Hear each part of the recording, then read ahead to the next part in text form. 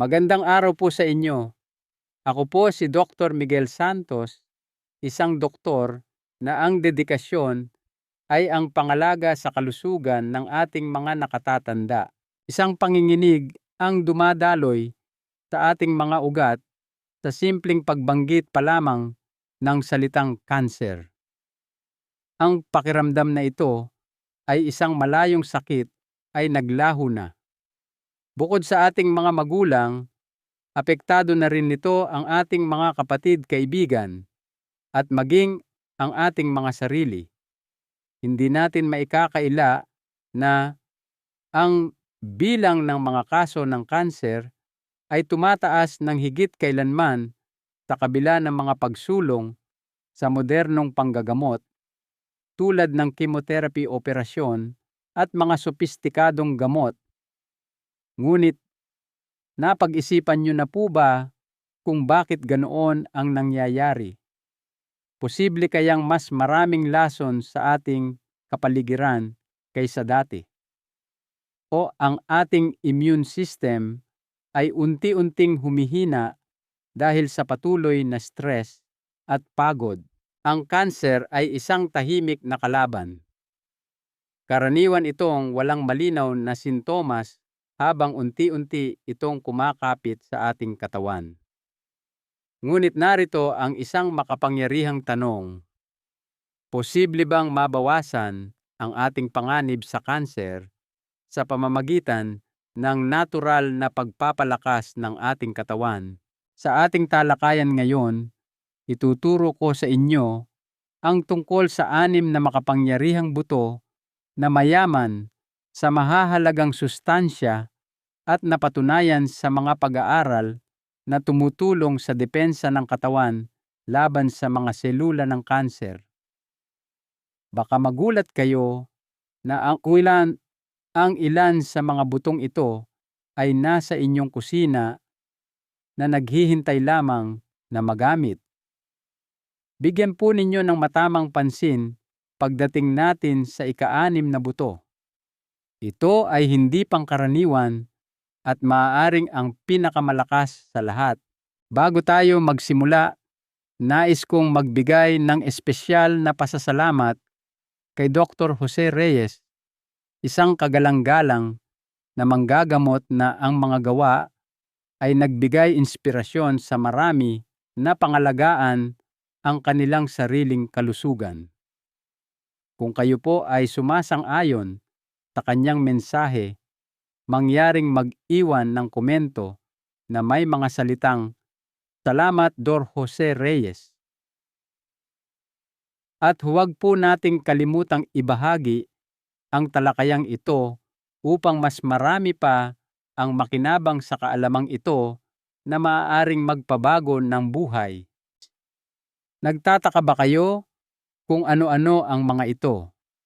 Bago ko ibunyag, maaari po bang ibahagi ninyo sa comment section sa ibaba kung taga saan kayo nanonood at kung ano ang inyong edad?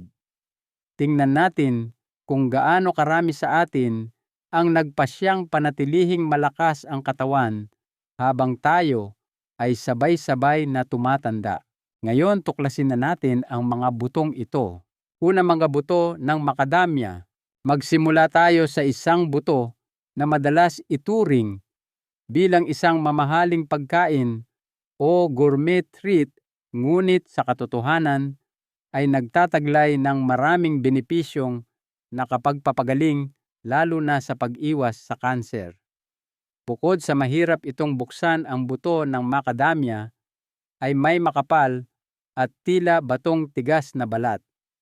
Ito ang paraan ng kalikasan upang protektahan ang isa sa mga pinakamasustansya at manamis-namis na nuwes sa loob. Ang macadamia ay sikat dahil sa kanilang malinamnam at makremang lasa, ngunit may mas malalim na dahilan kung bakit ito pinagtutuunan ng pansin ng mga mananaliksik at eksperto sa kalusugan. Ang tunay na lakas nito ay nakasalalay sa kakaibang komposisyon ng taba nito. Humigit kumulang 70% ng taba sa mga buto ng macadamia ay binubuo ng monounsaturated fat, ang parehong uri ng taba na mabuti para sa puso.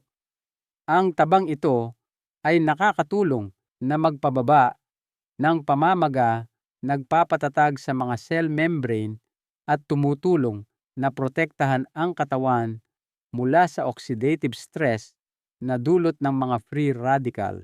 Ang mga katangiang anti-inflammatory at antioxidant na ito ay mahalaga para sa pag-iwas sa kanser dahil binabawasan nila ang pagkasira ng selula at pinapabagal ang mga proseso na maaaring humantong sa hindi makontrol na paghahati ng selula, isang palatandaan ng pag-unlad ng tumor.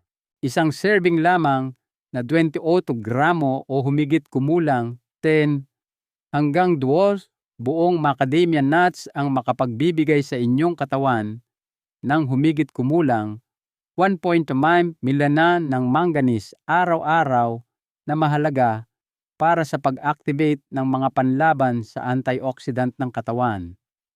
Ang manganese ay mahalaga sa pag-iwas sa oxidative stress, pagtataguyod ng paggaling ng selula at pagprotekta sa ating DNA mula sa mga mutasyon na maaaring magresulta sa mga pagbabagong nagiging kanser. Dahil lamang sa sustansyang ito, ang macadamia ay isang mahalagang karagdagan sa inyong pangmatagalang pangangalaga sa kalusugan. Ngunit hindi diyan nagtatapos ang kwento. Ang mga buto ng macadamia ay mayaman sa mga phytosterol, mga sangkap na mula sa halaman, na napatunayan sa maraming pag-aaral na pumipigil sa paglaki at pagkalat ng ilang partikular na selula ng kanser, lalo na ang mga matatagpuan sa mga tisyu ng suso at prostate. Pagkatapos ng edad na 50, kung kailan nagsisimulang humina ang natural na depensa ng katawan at mas nagiging madaling kapitan ang mga selula sa mga abnormal na pagbabago, ang mga benepisyong proteksyon na ito ay lalong nagiging mahalaga. Dahil dito, ang pagdaragdag ng macadamia sa inyong dieta araw-araw, lalo na sa katamtamang dami, ay maaaring magkaroon ng malaking epekto sa paglipas ng panahon. Ngayon, isipin ninyo, isinasama ba ninyo ang macadamia sa inyong mga pagkain sa isang matalinong paraan? Hindi kailangan ng marami para makinabang. Maaari kayong magdagdag ng dinurog na macadamia sa oatmeal. Ihalo ang isang dakok sa isang smoothie para magbigay ng tekstura. Idagdag ang mga ito sa isang salad para sa dagdag na lutong o kainin lamang ito ng hilaw bilang isang malusog na merienda sa hapon na nakakatulong kontrolin ang gutom. Kapag kinain ng may kamalayan, ang natural na mataas na taba nito ay nagtataguyod din ng pagkabusog na binabawasan ang posibilidad ng labis na pagkain at hindi ito nagdudulot ng pagtaas ng timbang tulad ng mga artipisyal na merienda. Bukod sa pagiging masarap na pagkain, ang macadamia ay isang makapangyarihang natural na kakampi sa pagtatanggol sa inyong katawan laban sa pinsalang dulot ng edad sa selula. Kung isasama ninyo kahit isang maliit na halaga sa inyong pang-araw-araw na gawain, magkakaroon ang inyong katawan ng mga kailangang sangkap upang maging malakas, masigla at mahusay na protektado sa maraming taon na darating. Pangalawa, mga buto ng pakwan watermelon seeds. Napansin nyo na ba kung gaano kadalas lumitaw ang mga pulang buto ng pakwan sa mga masasayang pagdiriwang at pagsasalusalo ng pamilya? Para sa marami ito ay higit pa sa isang tradisyon o sa paniniwalang ang pula ay isang mapalad na kulay. Ito ay isang tradisyonal na kasanayan na nakabatay sa kalusugan. Ang mga maliliit na butong ito ay matagal nang pinahahalagahan sa maraming kultura dahil sa kanilang kahangahangang mga benepisyo sa kalusugan, lalo na para sa mga nakatatanda na nagsisikap na mapanatili ang kanilang resistensya sa mga malalang sakit. Sa kabila ng kawalan ng mga siyentipikong journal noon, kinilala ng ating mga ninuno ang isang bagay na ngayon ay alam na nating totoo. Ang mga buto ng pakwan, lalo na ang mga pula, ay mayaman sa mahahalagang sustansya na sumusuporta sa kalusugan ng selula at tumutulong sa depensa ng katawan laban sa mga mapanganib na sakit tulad ng kanser. Isa sa mga pinakatanyag na sangkap sa mga pulang buto ng pakwan ay ang lycopene, isang makapangyarihang antioxidant na kilala sa pagprotekta sa katawan mula sa oxidative stress, isang pangunahing sanhi ng maraming uri ng kanser. Pinoprotektahan ng lycopene ang inyong mga selula, pinipigilan ang pinsala bago pa man ito magsimula. Kapansin-pansin, ang 100 gramo lamang ng mga pulang buto ng pakwan ay maaaring magbigay ng hanggang 75 mg ng lycopene, halos 3 beses ang dami na matatagpuan sa hinog na kamatis, isa sa mga pinakasikat na mapagkukunan ng lycopene. Dahil dito, ang mga butong ito ay hindi lamang proteksyon, kundi lubos na masustansya, lalo na para sa mga sumusubok na palakasin ang kanilang katawan sa natural na paraan. Ngunit hindi diyan nagtatapos ang mga benepisyo. Humigit kumulang 38% ng taba sa mga butong ito ay linoleic acid, isang mahalagang omega-6 fatty acid na mahalaga para sa pagbabawas ng talamak na pamamaga at pagpapalakas ng immune system. Para sa mga nakatatanda na ang natural na depensa ay nagsimula nang humina, ito ay partikular na mahalaga. Mas mahusay na maipagtatanggol ng katawan ang sarili laban sa abnormal na paglaki ng selula at iba pang mga panganib na may kaugnayan sa edad kapag kontrolado ang mga antas ng pamamaga.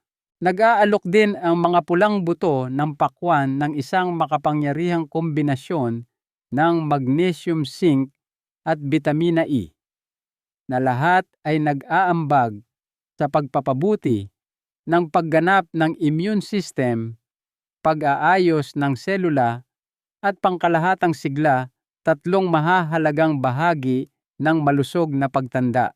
Ang nagpapaging mas espesyal sa mga butong ito ay ang emosyonal na ugnayan. Hindi lamang sila malusog, kundi nagtataglay din sila ng masasaya at tradisyonal na mga alaala. Ang mga okasyong tulad ng pagbabahagi ng isang mangkok ng mga sinangag na buto sa mga mahal sa buhay o pagtitipon sa paligid ng mesa tuwing bagong taon ay nagbibigay ng mas malalim na kahulugan sa ating pagkain. Madalas ang mga tradisyonal na pagkain ay may epekto sa pagpapagaling ng kaluluwa tulad din ng sa katawan, maging mapili sa pagpili ng mga buto ng pakwan. Pumili ng mga natural na sinangag at walang dagdag na asin, artipisyal na pangkulay at preservatives. Ang mga merienda na masyadong maalat o puno ng kemikal ay maaaring magpahirap sa mga bato at atay, lalo na habang tayo ay tumatanda. Isang simpleng paraan upang ihanda ang mga ito sa bahay ay ang pagbabad ng mga buto sa maligamgam na tubig sa loob ng ilang oras. Nakakatulong ito na palambutin ang kanilang panlabas na balat at pinapadali ang panunaw. Upang mapahusay ang lasa at ilabas ang kanilang aroma, maaari ninyo itong bahagyang i-toast sa isang tuyong kawali. Para sa mga taong may maselang panunaw, maaari nyo pa itong ihalo sa tubig o durugin para maging pulbos upang makagawa ng gatas na galing sa halaman na mayaman sa sustansya at mas banayad sa tiyan. Sundin ang inirerekomendang pang-araw-araw na serving size na 15 hanggang 20 gramo o humigit kumulang isang maliit na dakok. Mahalaga ang moderasyon dahil sa kabila ng kanilang mataas na sustansya, ang labis na pagkain nito ay maaaring magresulta sa pamumulikat ng tiyan o bahagyang pagtaas ng kolesterol. Sa inyong mga ginintuang taon, isaalang-alang ang potensyal ng maliit at madalas na binabaliwalang butong ito. Ito ay isang simpleng paraan upang alagaan ang inyong katawan, isang mapagkukunan ng proteksyon at isang simbolo ng pamana. Ang tunay na kalusugan ay minsan matatagpuan ng hindi gumagamit ng mga mamahaling suplemento o komplikadong mga formula. Ito ay nagmumula sa mga hamak na buto na naipasa sa mga henerasyon at sa bawat kagat ay naglalaman ng karunungan ng pagdiriwang at paggaling. Pangatlo, millet. Napatigil na ba kayo upang isipin na ang isa sa mga hindi gaanong pinahahalagahang superfood na iniaalok ng kalikasan ay maaaring isang hamak at madalas na napapabayaang butil tulad ng millet na karaniwang nakatago sa mga tradisyonal na pagkain o hindi pinapansin sa mga istante ng tindahan. Isang nakakaintrigang tanong kung bakit hindi nakatanggap ang millet ng atensyon na nararapat dito sa maraming kanluraning diyeta habang malawakang ginagamit sa maraming bahagi ng Asya at Afrika. Bakit madalas na hindi pinapansin sa mga modernong kusina ang isang butil na napakasustansya at nagtataguyod ng kalusugan? Marahil ay dahil hindi maganda ang itsura ng millet. Kulang ito sa kakaibang dating ng mga banyagang buto at sa matingkad na kulay ng mga berry. Ito ay mura, maliit at maputla. Gayunpaman, sa ilalim ng hindi kapansin-pansing panlabas nito ay isang powerhouse ng nutrisyon na maaaring makipagkumpetensya at kahit na malampasan ang marami sa mga sikat na superfood ngayon. Isipin ito sa 100 gramo lamang ng millet, makakahanap ka ng hanggang 120 miliganan ng mga plant-based na antioxidant na tinatawag na polyphenols na mas marami kaysa sa makikita mo sa iba pang malawakang kinokonsumong pangunahing pagkain tulad ng refined wheat o puting bigas. Sa antas ng selula, ang mga polyphenols na ito ay bumubuo sa unang linya ng depensa ng inyong katawan. Tumutulong sila sa pag-neutralize ng mga free radical na mga hindi matatag na kemikal na nagpapabilis ng pagtanda at nagdudulot ng pinsala sa selula. Ang mga radical na ito ay may kakayahang magsimula ng mga proseso na nagreresulta sa kanser at talamak na pamamaga kung hindi makokontrol. Mas nakakagulat pa, ipinapahiwatig ng bagong pananaliksik na ang nilalaman ng polyphenolic sa millet ay maaaring makatulong na mabawasan ang panganib ng kanser sa kolon at dalawa sa mga pinakamapanganib na sakit na madalas na tumatama sa mga matatanda habang papalapit sila sa kanilang ika-50 taon at higit pa. Ngunit ang mga benepisyo ng millet ay higit pa sa nilalaman nitong antioxidant. Sa humigit kumulang 114 mg bawat 100 gramong serving, ang karaniwang butil na ito ay isang mahusay na mapagkukunan din ng magnesium. Sa kabila ng madalas na hindi pagpansin, ang magnesium ay mahalaga para sa kalusugan ng puso at mga ugat. Sa huli, pinapababa nito ang presyon ng dugo sa pamamagitan ng pagre-relax ng mga kalamnan na nakapalibot sa mga daluyan ng dugo, pagpapabuti ng sirkulasyon at pagbabawas ng hirap sa puso. Ang millet ay isang natural at mapagkakatiwalaang kakampi para sa mga nakatatanda na nagsisikap na protektahan ang kalusugan ng kanilang puso nang hindi eksklusibong umaasa sa gamot. Ang pinakamagandang katangian ng millet ay ang pagiging simple at kakayahang umangkop nito. Upang isama ito sa inyong dieta, hindi ninyo kailangan ng mga komplikadong recipe o hindi pangkaraniwang sangkap. Isipin kung paano ang inyong pangmatagalang kalusugan ay maaaring mapabuti ng malaki sa pamamagitan ng pagsasama lamang ng 2 hanggang 3 kutsara ng nilutong millet sa inyong regular na pagkain.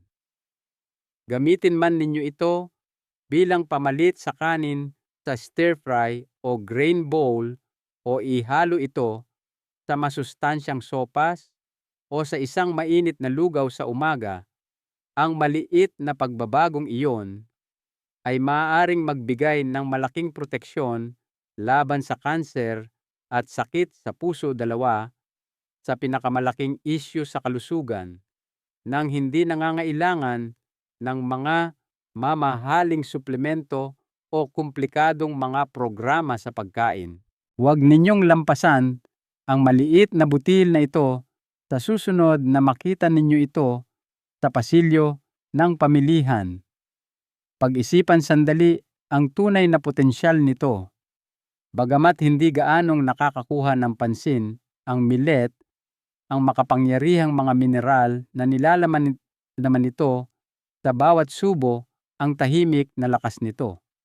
Kapag ginamit ng regular, maaari itong maging isang masustansyang pangunahing pagkain at isang pagkaing pang-iwas na nagtataguyod ng isang mas mahusay, mas balanseng pamumuhay, lalo na habang tumataas ang mga pangangailangan sa nutrisyon ng katawan sa pagtanda.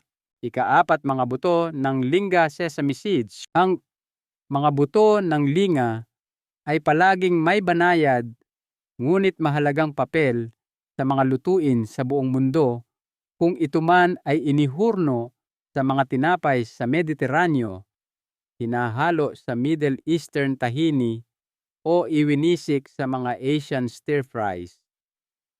Gayunpaman, ang mga maliliit na butong ito ay nag-aalok ng higit pa sa lasa o dekorasyon.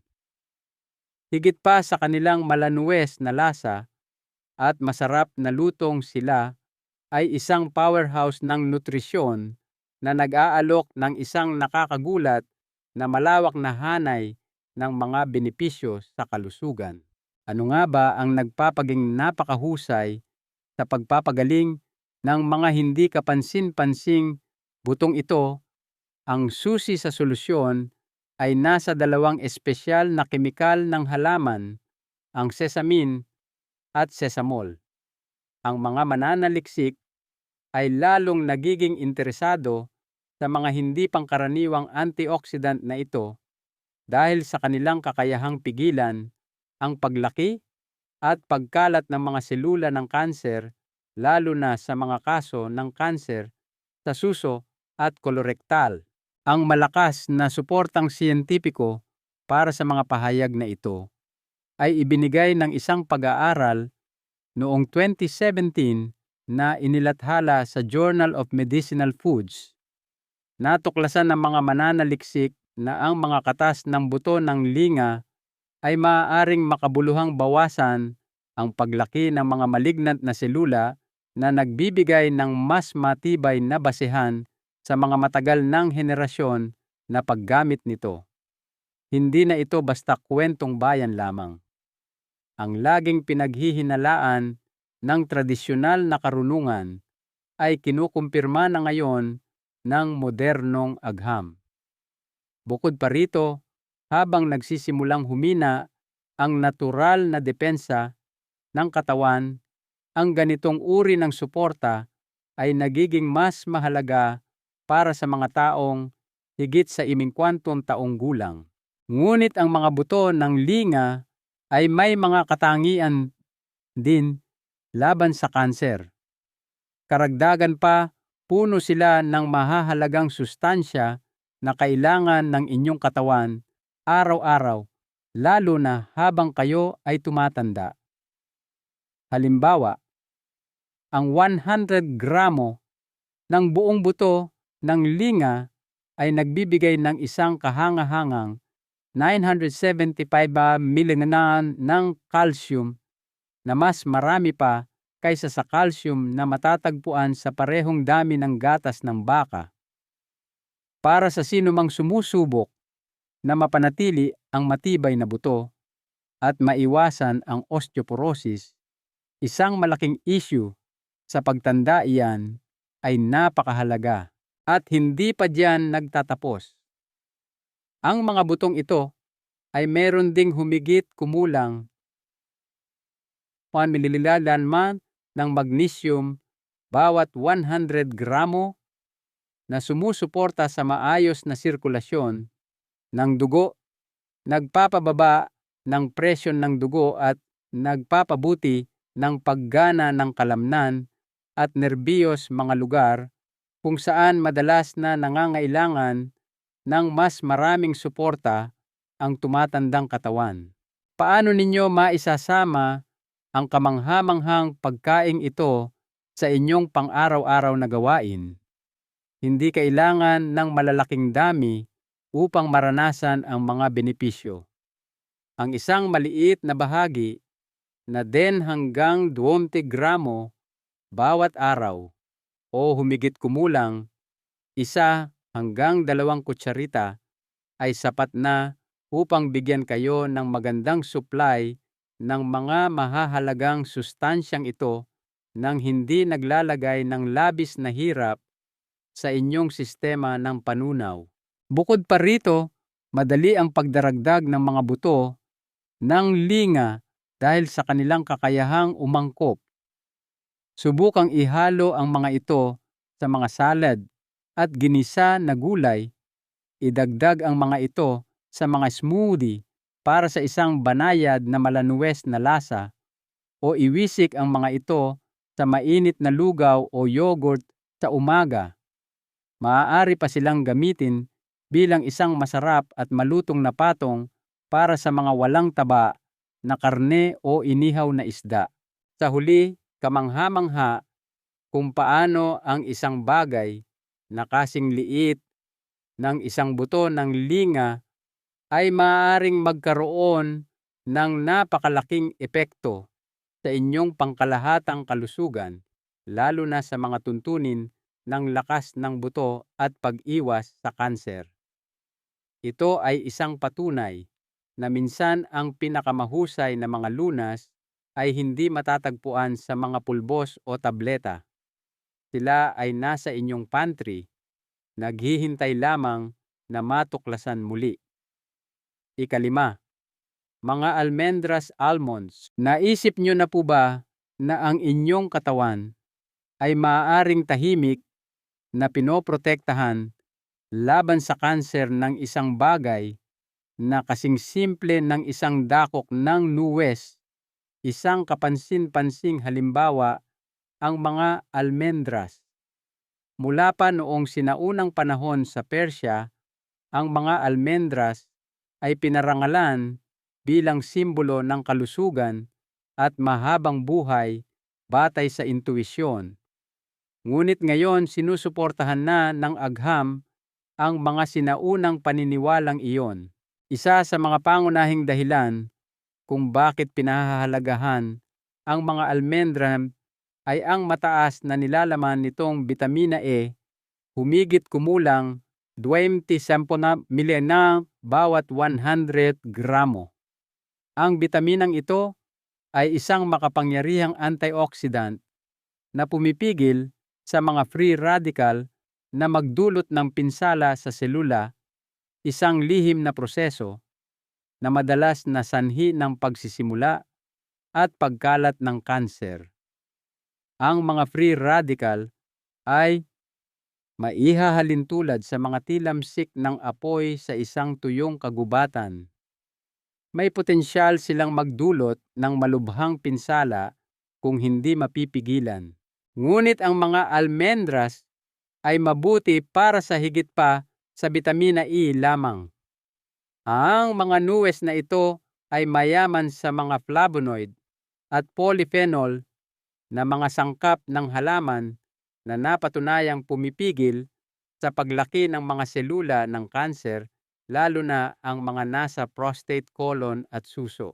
Bukod pa rito, ang mga almendras ay naglalaman ng humigit kumulang 277 milina ng magnesium bawat 100 gramo, isang mineral na kinakailangan para sa pagkontrol ng emosyonal na balanse, pagpapakalma sa sistema ng nerbiyos at pagbabawas ng talamak na stress. Lahat ay nag-aambag sa malusog na immune system at mas mababang panganib sa kanser. Upang makuha ang mga benepisyo ng hindi sumusobra, gaano karami ang dapat ninyong kainin? Subukang kumonsumo ng 20 hanggang 30 gramo bawat araw o humigit kumulang isang maliit na dakok. Ang mataas na calorie content nito ay maaaring magdulot ng hindi inaasahang pagtaas ng timbang, kaya huwag po tayong sosobra. Narito ang isang kapaki-pakinabang na payo: bago kainin, ibabad ang inyong mga almendras sa loob ng hanggang 8 oras. Ang pagbabad ay nag-aalis ng ilang phytic acid, isang natural na nagaganap na sangkap sa balat. Ang acid na ito ay maaaring pumigil sa inyong katawan na sumipsip ng mga mineral, kabilang ang calcium, zinc at iron. Bukod pa rito, binubuksan nito ang buong nutritional value ng mga almendras at ginagawa itong mas malambot, mas madaling nguyain at mas banayad sa inyong sistema ng panunaw.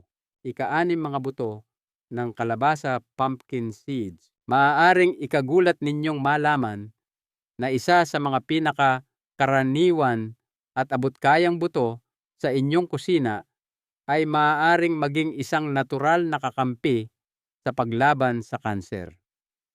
Ang butong iyon ay ang karaniwang buto ng kalabasa. Ang mga maliliit ngunit makapangyarihang butong ito na madalas na binabalewala at itinatapon habang gumagawa ng mga recipe na batay sa kalabasa ay nakikilala na ngayon bilang isang superfood na may malakas na epekto laban sa kanser. Ngunit ano ang nagpapabukod-tangi sa mga buto ng kalabasa sa laban na ito kontra sa sakit? Magsimula tayo sa zinc, isa sa kanilang mga pangunahing sangkap. Ang mahalagang mineral na ito ay tumutulong na mapanatili ang pangkalahatang kalusugan ng selula, sumusuporta sa pag-aayos ng selula at nagpapalakas ng immune system. Ang mga buto ng kalabasa ay naglalaman ng humigit kumulang dito ng zinc bawat 100 gramo na ginagawa itong isa sa pinakamayamang natural na mapagkukunan ng mineral na ito.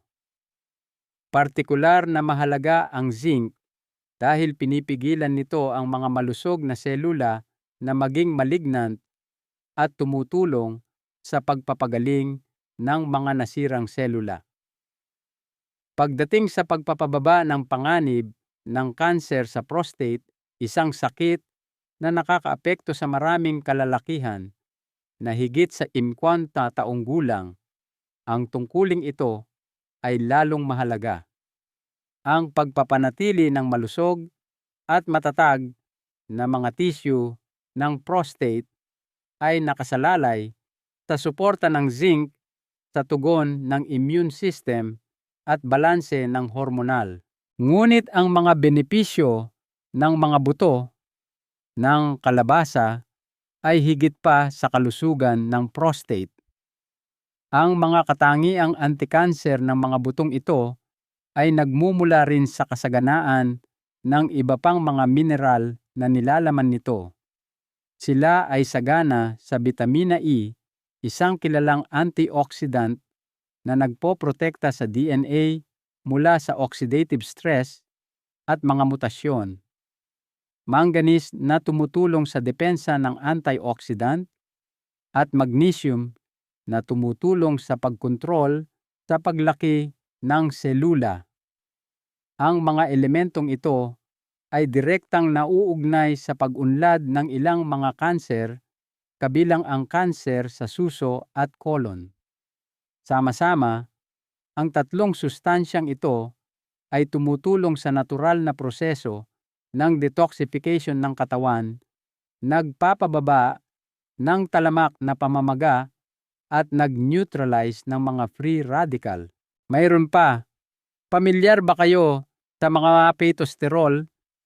Ang mga buto ng kalabasa ay naglalaman ng malaking antas ng mga espesyal na kemikal ng halamang ito na nagpakita ng kahangahangang pangako sa paglaban sa kanser.